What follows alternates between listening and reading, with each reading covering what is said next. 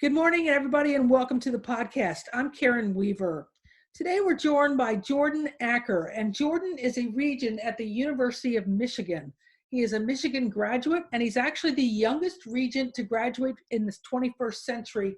So he's not exactly a 70-year-old guy sitting around with a long history to look back on. He's got most of his career in front of him, but he's had some amazing experiences up to this point. He worked in President Obama's White House as an associate in the White House Office of Presidential Personnel, and then he worked with Secretary Janet Napolitano in the Department of Homeland Security, focusing on cyber, immigration, and homeland security issues, which I think are incredibly relevant today. And I invited Jordan to talk to us a little bit about college athletics and the University of Michigan, and I'm going to welcome you to the podcast, Jordan. Thank you so much for having me. Really excited to do this.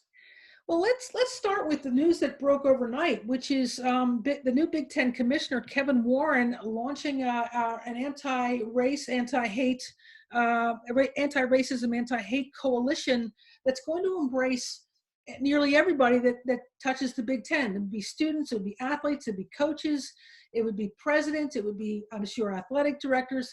What are your thoughts about that? Well, I think it's a great place to start. On our campus overnight, for example, yesterday we had a protest on campus protesting the murder of Mr. Floyd. And we had athletes, we had Coach Harbaugh show up. And I think it's something that's really important, and it crosses party lines, it crosses demographics all throughout the Big Ten footprint. And I think it's a really great way of bringing us all together, whether you're in Minneapolis, where all of this happened, whether you're in Detroit, Chicago, or further east. I guess we could say Philadelphia is part of the Big Ten footprint now, New York.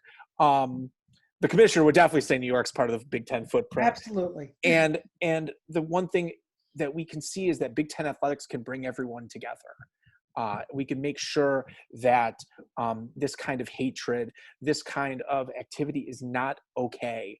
And I think sports are always a great way of bringing together. And we've seen it already. Like I said, on our campus, Isaiah Livers and Jim Harbaugh walking down the street together with a bunch of former football players. It's really fantastic to see. Athletics plays such an important role. When you joined the Regents in 2015 or 2018, Yep. What was your motivation? What caused you to want to become a regent? So Michigan is one of a few states where the regents are publicly elected. So you're on the ballot in November, along with the governor and the senator and people in Congress. But it's a really interesting process. It's that the people are, for the most part, nominated by the parties. So it's mostly an insider's game normally. And I knew that as a young person, that would never happen.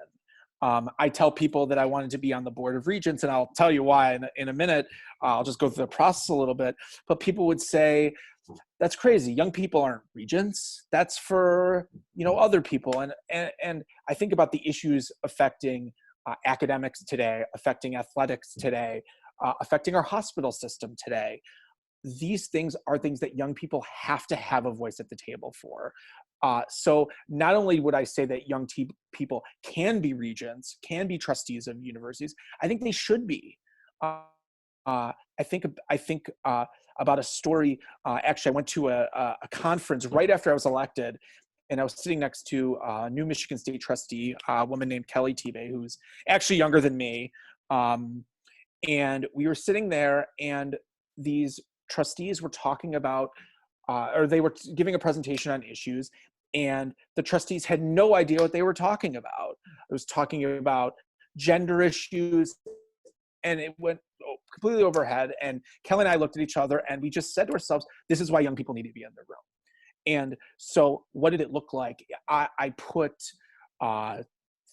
16,000 miles on my car. I went to every Democratic club meeting, went to over 50 counties. A friend of mine and I drove to the Upper Peninsula in February, which I don't know if you've been to the Upper Peninsula. It is beautiful. It is beautiful. Don't go in February. Go in the summertime. Even the people in the UP would tell you that too. It's gorgeous, but it is cold. We went up there in February just to show everybody that we were serious about making this happen. And ultimately, you created a drumbeat of, you want people to run for these offices who are going to work hard, who care about the issues, who want to do the right thing. And we learned, while this was all going on, what was going on at Michigan State. So people really took notice of who was running, because we found that it wasn't just experience that made you a good trustee. It was also the ability to listen, to adapt and change. And that's why you need voices, not just older voices, not just middle-aged voices, but young voices on the board as Yeah, well. absolutely. So, but it came down to, why did I decide to run? So in the summer of 2016, actually in the spring of 2016, I was having back spasms. And I went to the doctor, and I ended up taking muscle relaxant, and it shut down my liver. And I found myself at U of M hospital for the second time hospitalized, and a group of doctors there, I really believe, saved my life. And I was so incredibly grateful for what they did for me. And it just showed me that it's not just the school, which I'm proud to be a graduate of. It's not just the football team, which I'm proud to go support every Saturday. You can see I've got my M hat on right now. I think it's contractually obligated. All Michigan graduates get one of these at graduation. And it wasn't just that. It was also about the hospital. It was also about the impact that the university has on the people of Michigan. And it felt like a place that I could serve and I could really help the people. And so I ended up winning at the convention. It was a floor fight. I ended up winning at the convention, and was the top vote getter with 1.7 million votes in 2018. Wow. So it's not a simple process. It's a very tiring process. I had two young kids at home. It was many difficult nights where I would leave the office at 4:00.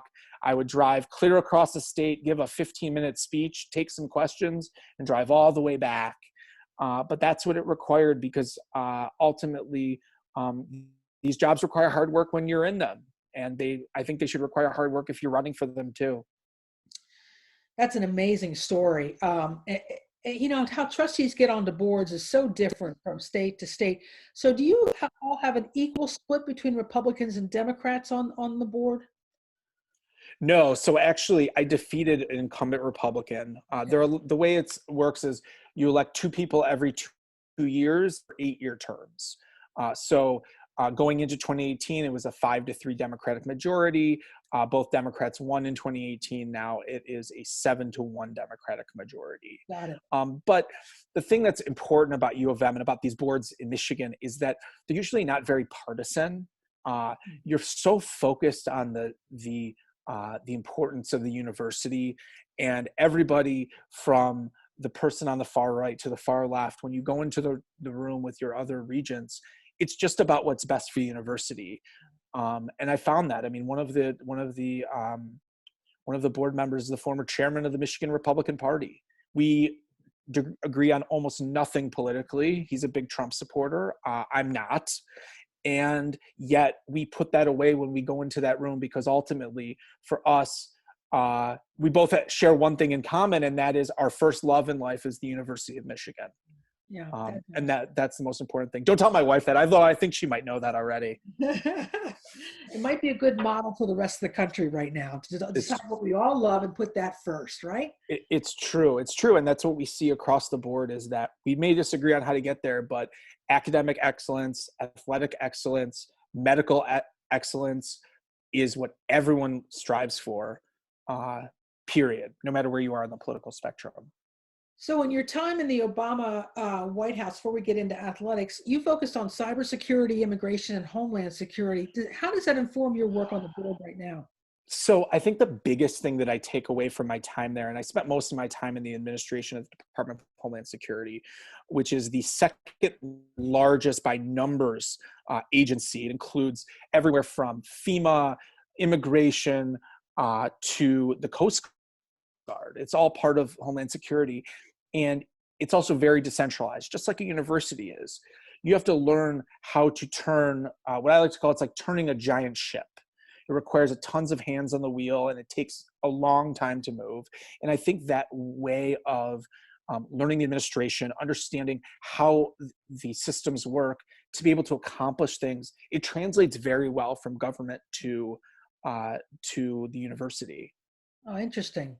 So then I have to ask you, when you walk into Michigan Stadium to watch a home game, does any of that Homeland Security awareness come into when you're watching a game in the stadium? What do you pay attention to? So I'll tell you what it does. So I remember as a kid that Michigan Stadium was always open and you could just walk in at any time and run the stairs. I have friends who went to high school in Ann Arbor said that was punishment. If you didn't work hard enough in basketball practice, you were running the steps at Michigan Stadium on a Saturday morning. And they've closed it. And I would say the one thing that is truly amazing to me is how 20 years post 9/11, people have adapted to making sure that they have their bags, making sure that they have everything out, that they're not bringing things they're not supposed to bring in. And with a huge crowd, you're talking about 110,000 people every Saturday. To get that happen and to get people into the stadium in a reasonable amount of time shows really how impressive it is. I think that the level of what they've been able to do with controlling the crowd and controlling things coming in is really, really impressive. Yeah, yeah. Um, Obviously, we're in June, and Michigan athletics is approaching the fall season. What kinds of things are you paying attention to, and do you have enough information? Do you feel that if you were asked to provide guidance, you could do that? So obviously now we are 12 weeks away from football season. We're about 4 weeks away, or excuse me, about 8 weeks away from the beginning of what would be fall practice. And I think things are still really up in the air. I would say today, I think it's more likely than not that we'll be playing football in the fall. I think that if the players want to play, I think it's going to happen, provided that we have adequate testing, that we're able to take care of everybody. But it means not just student athletes. We're also making sure that students are back on campus, because you can't have one without the other for us. It's a complete deal breaker. I don't know. Maybe at other schools it's not. At Michigan, it's a deal breaker. So I think that we're starting to grow in terms of what sort of information that we have. I think that everybody is still really up in the air. At this point, my personal inclination is that we will not have fans in the stadium in the fall. I think it's actually almost impossible at this point that there will be 100,000 people in the stands in the fall. But that doesn't mean there won't be some fans. Are they going to be people driving in from Detroit or Chicago or Cleveland? Probably not. I could see a situation where students are allowed in the stadium, where they're social distance or they're part of a social distancing family enough that you could bring them in, provided they're getting regular testing, provided they're going to class. But I think things are still really up in the air. And I think a level of not just, I don't want to say modesty. I think the word is just being humble about the situation, because it's so much out of our control. We can't tell the virus, okay, it's time for you to leave. It's football season now. We're going to have to deal with this. We're going to have to deal with it for a while. The fortunate thing is for us is that our university is run by an epidemiologist. The president is an epidemiologist so it's literally his specialty. And I've taken a lot of guidance from him on this. I've been speaking to him. I'll be the incoming vice chair come July. So I've been speaking to him pretty regularly, maybe once a week and more via email as things go on, and understanding where he's at, both as a president and as an epidemiologist, is really helpful. It makes it easier for us to make a decision because we'll have some understanding. And the understanding that we've kind of gleaned is that there is a continuum of risk here, from high risk to low risk. And where do we fit? Where is football along this risk is going to be a question of, do we have adequate testing? Are we able to quarantine? What do students' lives like when they get back to Ann Arbor? These are all things that are really in question, and things we don't really have good answers for yet. So I wonder, your next board meeting is when? So our next official board meeting is on the 25th, but we will be meeting a couple times before then via Zoom to discuss fall plans further. Do you, as a region, ask for that kind of data? How many tests are we giving? Where are we quarantining? Or do you expect that you've already had those discussions and you expect to see that kind of information? I expect at this point that we're going to see this kind of information. The university, especially the School of Public Health, has been working really close with the governor's office. So whatever Michigan does is really where other schools are going to be, and other schools are getting their information from Michigan. And these folks are really, really brilliant. They're not going to be in a position where they're putting students at a higher risk category or at higher risk than they need to be. But we do know there's going to be some risk. How do we minimize that risk? How do we minimize outbreaks? That's what having a great public health school really helps you with. Absolutely. Um, Shifting gears a little bit, Coach Jim Harbaugh, very well known. He's been outspoken on I'm some. familiar with him. Yeah. And a couple of weeks ago, he wrote an open letter to the community about advocating for change in the NFL's, drafting plans and actually in their structure for eligibility.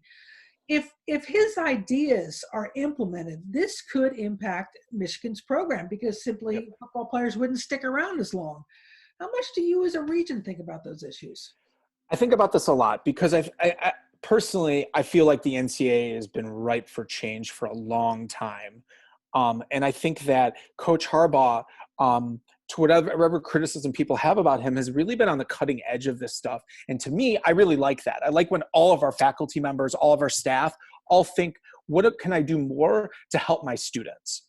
And for a lot of them, whether you're in athletics, whether you're in our incredible school of musical theater and dance, whether you're in the business school, world-renowned law school, there's a theoretical side to it, but there also is a, how do I help my students get a job part of it, which is a very practical part.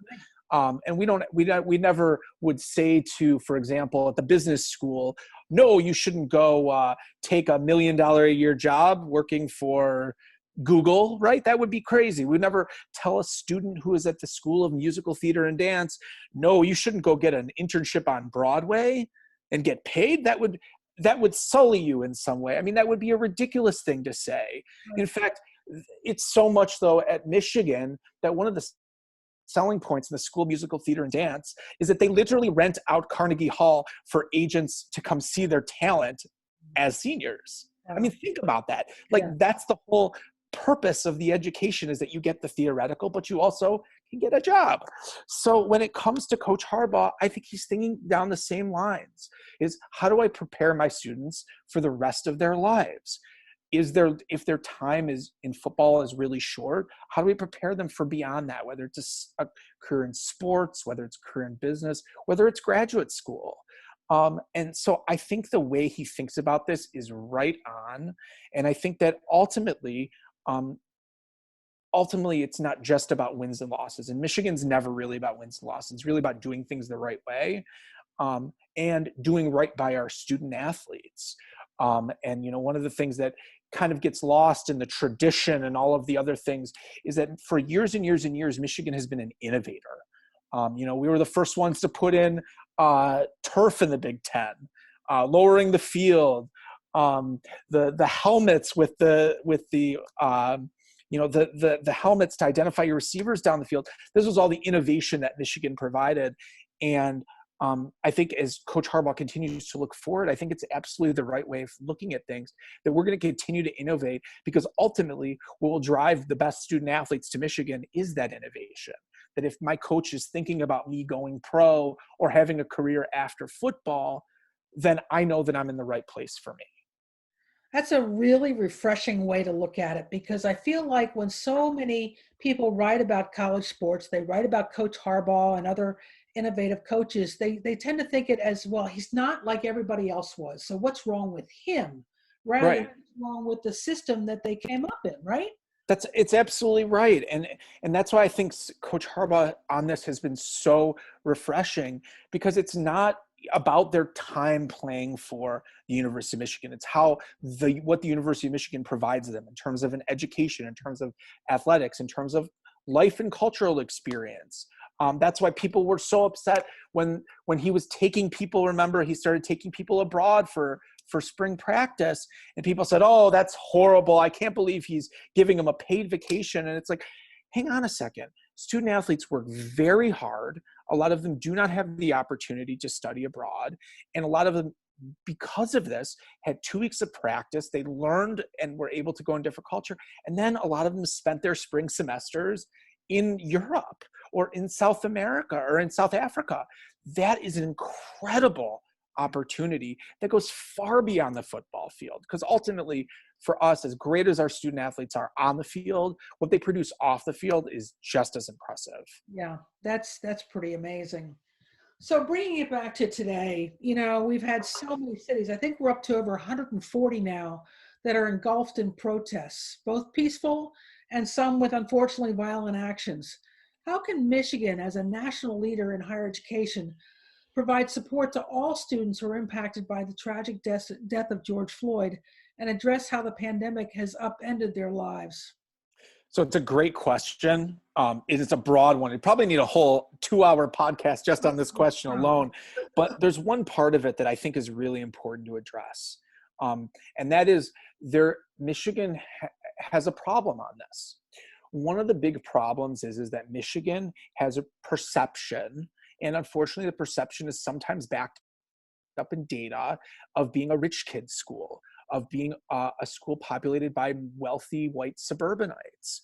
And so I hear from students of color all the time, students from rural backgrounds, students from middle class and working class backgrounds, that they don't feel welcome, they don't feel part of the campus. So Michigan, while we've spent the last 5 years with our great diversity programming, we actually have to do a lot more. We have to make sure that students feel welcome on campus, that they feel part of the campus community, they don't feel alienated from campus, not just from the police, but from the social activities. Because ultimately we found that when students feel like they're welcome on campus, they're going to do better. And for us, a big part of it is making sure that middle class and working class students in Michigan have the opportunity just to attend. We started the Go Blue Guarantee just a few years ago, which provides free tuition for most middle class and working class Michiganders. In fact, if you make below $65,000 a year, your tuition is free at our Ann Arbor campus. So adding programs like that, because ultimately when our campus is more diverse, we're a better place. And I think for us, for students feeling like they're not alone, that they belong, goes a long way towards fixing our problems on campus. Not the whole way, but for us, it's a big part of it. And it's a challenge for us. We're a university that has prided ourselves on diversity. The people of Michigan outlawed affirmative action a few years ago, and it's made it extremely challenging. It's made it harder to attract and retain African-American students. That is not a good thing for the university, but the university administration understands it. They're committed to addressing it head on. And even if we don't do enough today, we're continuing to make sure that we are going to do more tomorrow, because ultimately a diverse campus is the best Michigan, in my view. Yeah, absolutely. I guess the last question I want to ask you is sort of just looking into the future.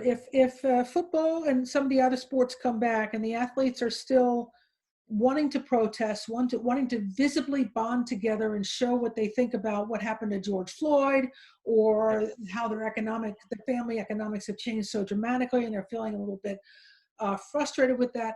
How do you think Michigan should respond as far as letting them have a voice? So I think one of the great things about being from a campus with a strong history of social action is that we don't limit it to just one part of campus. It's everywhere on campus. I think first of all, the kneeling, I think, is great. I think it's great when our players do it. I think it's great when they use their platforms to express their social views, to show up at protests like Isaiah Livers did yesterday in Ann Arbor. I think that is phenomenal. I think back to, they talked about this with amateurism, going back to the Final Four in 2018, that the players were thinking about not coming out. And imagine what that would do to the Final Four to say, we're having a protest. It's a 14-minute delay, but imagine what it shows in terms of student athletes and their power over this whole corrupted system. Yeah. I think that kind of protest is fantastic. And I think that is it is a great role for student athletes. I think being 18 to 22-year-old kid is tough. I think being in the spotlight is tough. And I think expressing your views in the spotlight is even tougher. It's even as a publicly elected official, I get it all the time, and I'm 35. I can take it. Hearing from these athletes when they get it for dropping a pass here or, missing a shot there, it can put them in another more uncomfortable light. But I think at this time, they understand way more than the previous generations did, that they have that sort of power. Yeah. I think one of the most interesting, and I'm sure you watched the Michael Jordan documentaries, and I thought Michael's comments about how he wasn't going to get involved in social activism were totally foreign to the athletes that are coming up today. Definitely. That I can't see an athlete, whether on our campus or somewhere else, who wouldn't want to use that microphone. We see it all the time now. And I saw that from student athletes posting on Twitter that they couldn't believe it. It was almost like it was from a different, century. And I think that's a really great thing. And I think that's only going to continue to grow as students understand that they have, the name, image, and likeness rights, that they have a huge platform, whether it's on social media or whether it's elsewhere, and they're going to use it. And so encouraging them to do it in a way that's productive, in a way that gets their message out, and is really great. I like it when student athletes talk about their views. I think it's a great part of the culture of college athletics, and I hope it continues to grow. Well, I'm really glad to hear you say that, because I think sometimes we tend to think of the athletes as they were in the Michael Jordan era, where it was not okay to speak out, and it was not okay to put me over we as a team. And so in this day and age, when athletes come to campus, they come with thousands of followers on Instagram, and they've already been comfortable expressing their views, and they want to express their views. So I think campuses like Michigan, who really want to lead in this area, can help other athletes and even coaches be able to express their own First Amendment rights to have an opinion on some of these topics. No, it's definitely right. And, when you're a coach, you have to be a little bit more careful. And I think most of them are, at least on our campus. They understand they have a different role. They're, employed by the university, and some of them are very high paid. So they have a different sort of responsibility. But when it comes to student athletes, the first part of it is students. Right. And one of the greatest parts of our students is that they are so active. And I wouldn't expect a student athlete to do any different, even if they have to play on Saturday, and I think that is one of the great parts of our campus. And one of the things that will continue to make our university great is having student athletes that are just as committed to social justice as the rest of our students. Jordan, I love your passion. I really do. Thank you. I just love how forward thinking you are on so many of these issues. And you're absolutely right. There need to be more folks, young folks, if you will, who need to be on regents and boards and trustees. And I'm hopeful that you've given people an opportunity to think about that. Yeah, I have. And I will leave you with this. And, one of the things that I have taken from this whole experience is that you're absolutely right, that it's not necessarily about age, young or old. It's more about forward thinking. These roles are really important. People don't realize how important they are until something horrific happens, like what happened up in East Lansing. But people who are in the roles need to be thinking about what the university looks like 20 years from now. How do we continue to advance the school? How do we continue to advance college athletics 20 years from now? And don't be afraid to run. Don't be afraid to mix it up. Don't be afraid to express your views. That's what you're there for. I found for me, the people elected me to be outspoken, and that, sometimes they're not going to like what I say and sometimes they will. But ultimately, if I've moved the university forward, then I've done my job. Yeah, that's awesome. Well, Jordan, thank you so much for taking time today to spend with me and my listeners on the podcast. And I hope we can have you back sometime in the future. Absolutely. And go blue.